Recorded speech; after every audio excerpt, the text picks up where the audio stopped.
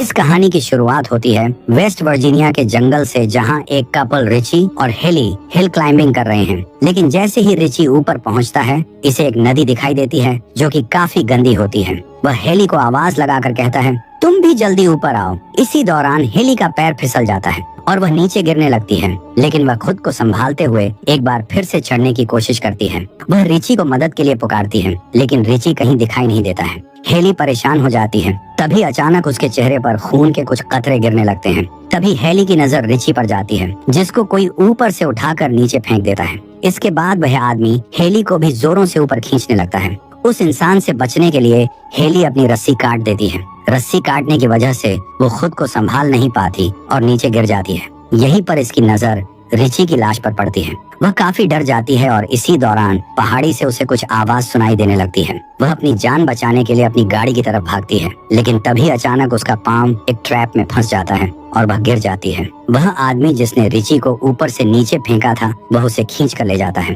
तभी हमें न्यूज में बताया जाता है कि इस इलाके में एक के बाद एक अलग वारदातें हो रही हैं, जहां कई गाड़ियां लापता हो चुकी हैं। यहाँ तक कि कुछ लोगों ने दावा किया है कि उन्होंने कुछ अजीबोगरीब चीजों को यहाँ देखे। इसके बाद हमें एक गाड़ी इस इलाके से गुजरता हुआ दिखाई देता है। वह आदमी क्रिश होता है, जो कि अपने इंटरव्यू के लिए जा रहा था, लेकिन जाने के दौरान वह एक ट्रैफिक जाम में फंस जाता है। वह अपने इंटरव्यू के लिए लेट होने लगा। तब वह गाड़ी से उतरकर अपने आगे वाले ट्रक पर जाता है और वहाँ के ड्राइवर से बात करता है। उससे पूछता है कि ट्रैफिक जाम क्यों है। तब उसे ड्राइवर बताता है कि 5 मील दूर एक ट्रक पलट गई है, उसी के वजह से ट्रैफिक जाम है। अब इसके वजह से उसे कई घंटे यहीं पर गुजारने पड़ेंगे। ये सब सुनकर क्रिश अपने कार में वापस आ जाता है और गाड़ी को घुमाता है। अब वह दूसरा रास्ता ले लेता है। वह अपनी कंपनी में अपने लेट होने का कारण बताता है, लेकिन इन जंगलों के वजह से उसकी बात ठीक तरह से नहीं हो पाती है। तभी उसकी नजर एक गैस स्टेशन पर पड़ती है। वह अपनी गाड़ी वहां ले जाता है। तभी उसे रास्ते में एक के बाद एक बहुत सी गाड़ियां दिखाई देती हैं और तब जाकर गैस स्टेशन पर पहुंचता है। वह जाकर स्टेशन मालिक से बात करता है।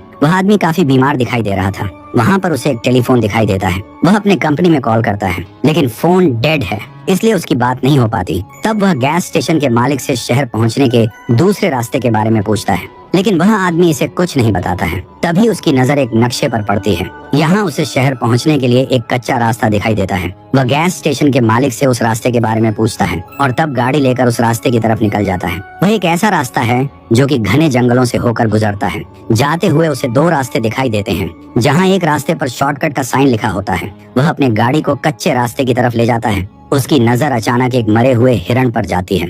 हिरण को देखने के चक्कर में उसकी गाड़ी सामने से आ रही गाड़ी से टकरा जाती है। दोनों गाड़ियों का एक्सीडेंट हो जाता है। इस एक्सीडेंट में किसी को भी ज्यादा चोटें नहीं आती हैं, लेकिन दूसरे कार के मालिक क्रिश के कार के नजदीक आते हैं। क्रिश उन लोगों से अपनी गलती के लिए माफी मांगता है और कहता है कि जो भी नुकसान होगा वह पेमेंट करने को तैयार है। साथ ही वह पूछता कि तुम लोगों ने बीच सड़क पर गाड़ी क्यों खड़ी की थी, जहाँ एक लड़की जिसका नाम फ्रांसिन है, वह उसे बताती है कि सड़क पर किसी ने कंटीली तार बिछा रखी थी, जिसकी वजह से उनकी गाड़ी का एक टायर फट गया। उन्हीं में से एक लड़की कहती है कि पिछली गैस स्टेशन पर जाकर वह मदद के लिए किसी को कॉल करें, लेकिन क्रिश उन्हें वहां जाने से मना कर देता है। सभी लोग एक साथ आगे बढ़कर मदद लाने की सोचते हैं। अब उनमें से 2 लोगों को छोड़कर सभी लोग आगे बढ़ जाते हैं, ताकि ये दोनों गाड़ी के पास रुककर यहीं पर उनके आने का वेट करें। ये 2 लोग इवान और फ्रांसिन यहाँ कार की देखभाल के लिए रुक जाते हैं। ये लोग पैदल जा रहे होते हैं। तभी उनकी नजर एक मरे हुए नेवले पर जाती है, जिसे किसी ने बुरी तरह उसके पेट को फाड़ कर मार दिया था। ये लोग आगे बढ़ते हैं। वहीं थोड़ी दूर जाकर उन्हें जलते हुए गाड़ियों के टायर दिखाई देते हैं, जिसे देखकर यह लोग समझ जाते हैं कि यहाँ कुछ गड़बड़ है। लेकिन तभी क्रिश कहता है कि सभी लोग आगे बढ़ते रहो। वहीं हम फ्रांसिन और इवान को देखते हैं, जिन्हें पास की झाड़ियों से कुछ आता हुआ महसूस होता है। इवान उस चीज को देखने जाता है, लेकिन वह बहुत देर तक वापस नहीं आता है। फ्रांसिन इंतजार करने के बाद परेशान हो जाती है। अब वह उसे ढूंढने के लिए जाती है। चलते हुए उसकी नजर इवान के जूते पर जाती है। थोड़ा आगे चलकर उसे इवान का कटा हुआ कान दिखाई देता है। वह इसे देखकर रोने लगती है और तभी एक शख्स पीछे से आकर उसे जान से मार देता है। इधर ये चारों लोग मदद के लिए जा रहे होते हैं। उनकी नजर एक घर पर जाती है और तब वह मदद मांगने के लिए घर पर जाते हैं। इसी घर के सामने ढेर सारी गाड़ियां खड़ी होती हैं। ये लोग मदद मांगने के लिए घर का दरवाजा नॉक करते हैं, लेकिन इस घर में कोई नहीं होता है और दरवाजा खुला था। ये लोग घर के अंदर आते हैं, जहां इनकी नजर खाने के टेबल पर पड़ती है। घर को देखकर ऐसा लगता है कि सदियों से इस घर की सफाई नहीं हुई है। वहीं दूसरी तरफ चश्मे और गाड़ियों की चाबी यहाँ पड़ी हुई है। क्रिश जाकर जैसे ही फ्रिज को खोलता है तो उसके होश उड़ जाते हैं, क्योंकि फ्रिज के अंदर बहुत से इंसानी अंग रखे होते हैं। इधर जेसी को भी एक कमरे में वही कंटीली तार दिखाई देती है जिस तार में फंसकर उनकी गाड़ी पंचर हुई थी। तब यह लोग समझ जाते हैं कि घर में उन्हें खतरा है। अब यह लोग यहाँ से भागने की सोचते हैं। तभी क्रिश की नजर एक ट्रक पर पड़ती है जो कि इनके गाड़ियों के साथ वहाँ आ रही होती है। चारों घर के पिछले वाले दरवाजे को खोलने की कोशिश करते हैं, लेकिन वह बंद होती है। अब वह कातिल घर के अंदर आता है। अंदर आते ही वह फ्रांसिन की लाश को जमीन पर फेंक देता है। वहीं नीचे ये लोग छुपे हुए होते हैं। वह इस डेड बॉडी को देखकर बहुत डर जाते हैं। वहीं हमें पहली बार 3 आदमखोर दिखाई देते हैं जो कि फ्रांसिन की लाश को उठाकर एक टेबल पर रखते हैं और अपने तेज धारदार हथियार से उसे काटने लगते हैं। इस खतरनाक नजारे को देखकर जेसी चिल्लाने लगती है, लेकिन क्रिश इसके मुंह पर हाथ रख देता है। कुछ देर बाद ये लोग उस लाश को खाकर सो रहे होते हैं, जहां मौका पाकर ये लोग भागने की सोचते हैं। लेकिन तभी एक आदमखोर नींद से उठ जाता है और इन लोगों को भागता हुआ देख लेता है। अब यह लोग जल्दी से भागना शुरू कर देते हैं, लेकिन तीनों आदमखोर इन लोगों को ढूंढने लगते हैं और इनका पीछा करते हुए इनके पीछे आ जाते हैं। तभी क्रिश एक प्लान बनाकर इनकी गाड़ियां चोरी करने की सोचता है। इसके बाद वह चिल्लाते हुए उनका ध्यान अपनी ओर खींचता है, लेकिन तभी एक आदमखोर उसे शूट कर देता है। गोली जाकर उसके पैर में लगती है। वह बुरी तरह घायल हो जाता है। यहीं पर स्कॉट हमें दिखाई देता है जो कि जंगल में भाग रहा था। जैसे ही स्कॉट की नजर ट्रक पर जाती है, वह इसे चुराने की सोचता है, लेकिन उसी वक्त एक तीर उसके सीने में आर पार हो जाती है। जब आदमखोर स्कॉट को मार रहे होते हैं, ये लोग वहाँ से ट्रक चुराकर भाग जाते हैं, लेकिन थोड़ी दूर जाकर ट्रक फंस जाती है। इन्हें इस ट्रक को छोड़ना पड़ता है। अब ये लोग जान बचाकर भागने लगते हैं। शाम हो चुकी है। इधर आदमखोर उन लोगों को ढूंढने के लिए निकल पड़ते हैं। ये लोग भागते हुए एक जगह पर आराम करने के लिए रुकते हैं, जहाँ कर्ली इन्हें ऊपर देखने का इशारा करती है। ये लोग जैसे ही ऊपर देखते हैं काफी खुश हो जाते हैं, क्योंकि यहाँ एक वॉच टावर होती है।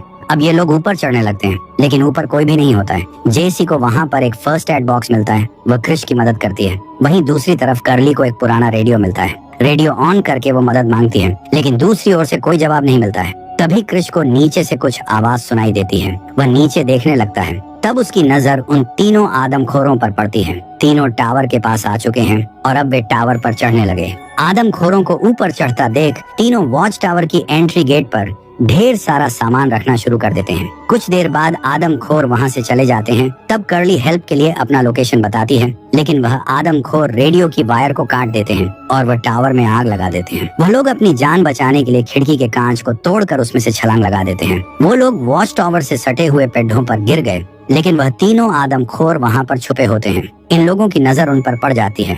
यह आदमखोर पेड़ पर चढ़ने लगे हैं। उन लोगों को पकड़ने के लिए वह लोग एक पेड़ से दूसरे पेड़ तक जाने लगते हैं। तभी एक आदमखोर कर्ली के नजदीक पहुंच जाता है और आदमखोर कर्ली पर अटैक कर देता है, जिससे कर्ली के चेहरे के 2 टुकड़े हो जाते हैं। क्रिश किसी तरह वहां से जान बचाकर भागता है।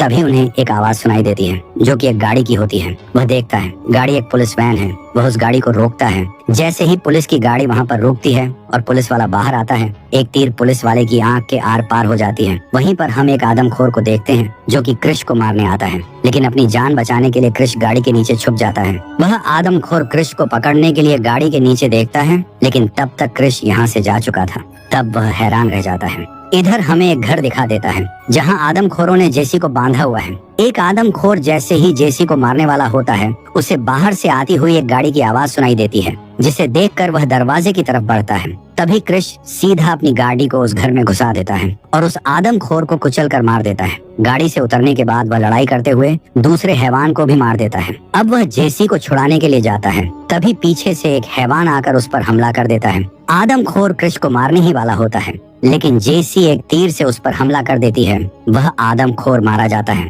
अब दोनों घर से बाहर निकलते हैं। उसी वक्त क्रिश की नजर गाड़ी पर जाती है, जहां वह इस गाड़ी के फ्यूल बॉक्स को अपना निशाना बनाता है, जिसके वजह से वहां एक जोरदार धमाका होता है। यह घर बुरी तरीके से जल जाती है। तब यह दोनों एक ट्रक पर बैठकर पुरानी वाली गैस स्टेशन पर चले जाते हैं। उस आदमखोर के ट्रक को देखकर गैस स्टेशन का मालिक दरवाजा बंद कर देता है। तभी क्रिश ट्रक से उतरता है और वहाँ पर लगे मैप को उतारकर वहाँ से चल देता है और ये मूवी यहीं पर खत्म हो जाती है। ऐसी ही मूवीज के लिए आप हमें टेलीग्राम और इंस्टाग्राम पर फॉलो कर सकते हैं, जिसका लिंक डिस्क्रिप्शन में दिया हुआ है। और मूवी अच्छी लगी हो तो एक लाइक जरूर कर देना और ऐसे ही मूवीज के लिए हमारे चैनल को जरूर सब्सक्राइब कर लेना। तो मिलते हैं हमारे नए वीडियो में।